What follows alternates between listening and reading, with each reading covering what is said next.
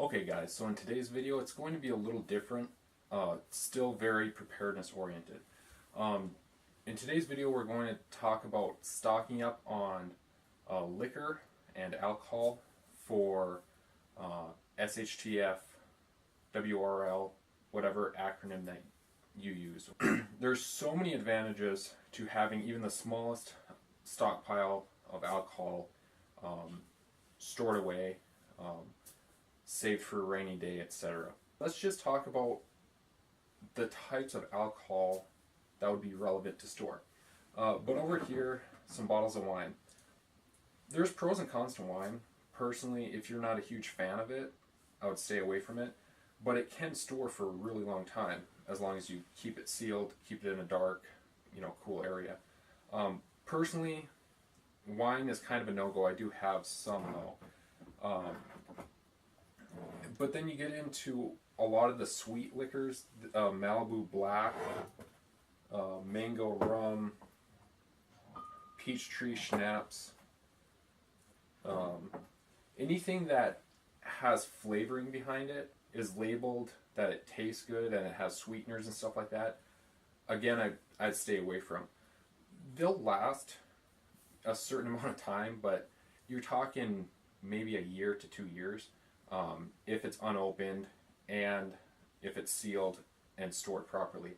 But there's like lime flavored vodka. Some of them, as you start to get into the hard liquors, even if they have some flavoring, they will beg a higher shelf life. Over here though, we have kind of the crux of this video.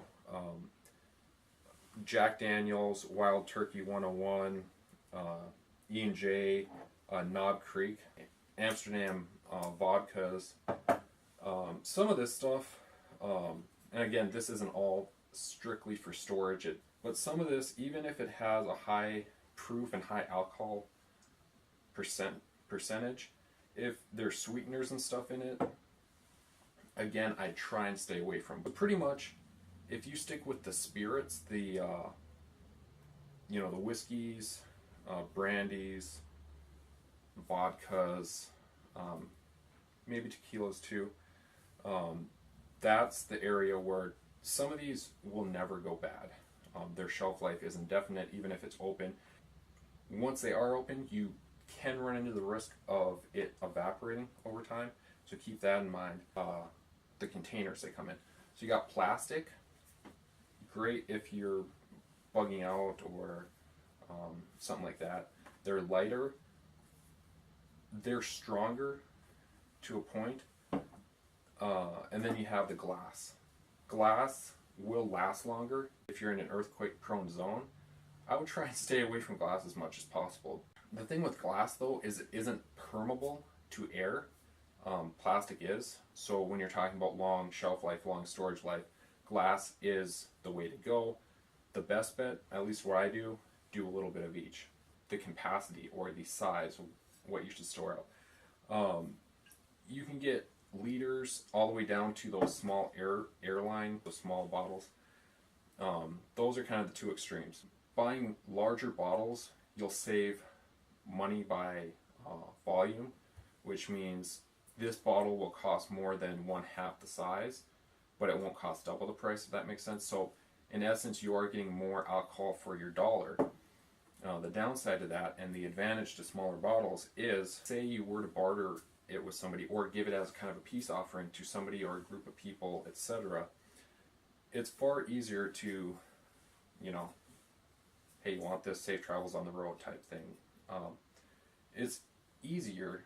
What I personally recommend is having a couple big 1 liter or larger bottles, but and this is just what I do, try and stick with the 375s, the 500 milliliters, smaller bottles. They can be easier to store, and maybe in another video I'll talk about how I store it, but the smaller bottles, especially the thin ones, you can store them, if you have a bookshelf, you can slide them behind there, relatively secure.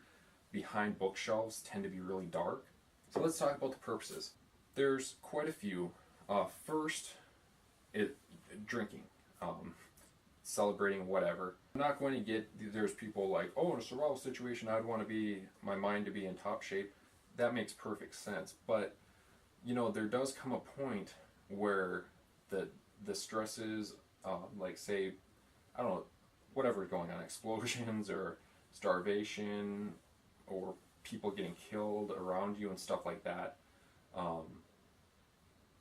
there is a time and a place for recreationally drinking it. The next purpose, especially with the harder alcohols, the unflavored, the higher proof alcohols that I talked about, the whiskeys, the vodkas, bourbons, the tequila, stuff like that, they can be used medicinally, mostly as an antiseptic. People, traditionally, you'd use rubbing alcohol or bacitracin or some, maybe hydrogen peroxide antiseptic like this, but this has multiple benefits, as you can drink it and you can use to sterilize. There's, I guess, a case to be made where if you got a really bad injury and somebody was trying to treat you, they could pour a little, you always see it in the movies, pour a little on the wound to sterilize it, and then you take a swig or two. And then there's going to be medical professionals or people rolling into this video saying, oh no, it thins the blood and the vessels and this, and it'll take longer for you to heal, and clots, and okay, I mean, that's just an option I'm throwing out there. In my opinion, one of the biggest advantages, and there's so many others that I'm not going to cover, small minutia and stuff like that, but the biggest advantage to me is a trade token or a good faith token or a gesture, a friendly gesture type thing. So what I mean by that is bartering is pretty much buying something with something else, trading with somebody. Now, there's a lot of people that will talk about silver and gold and storing precious metals for, which does make a whole lot of sense on paper. The fact of the matter is, it's been historically proven throughout history, through wars, through just time, history, and everything. Alcohol, along with like tobacco and teas and coffee, those are things that people always seem to want. Just look at World War I, World War II, various wars of the past.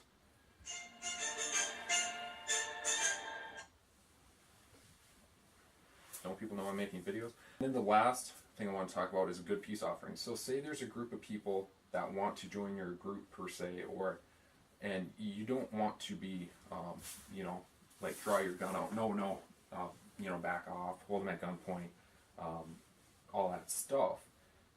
And maybe there's times for that. But so the other option would be, you know, sorry about that, but we're just trying to stay a small contained group. We already have everything we need. We already have all the manpower we need. We already have all the firepower we need.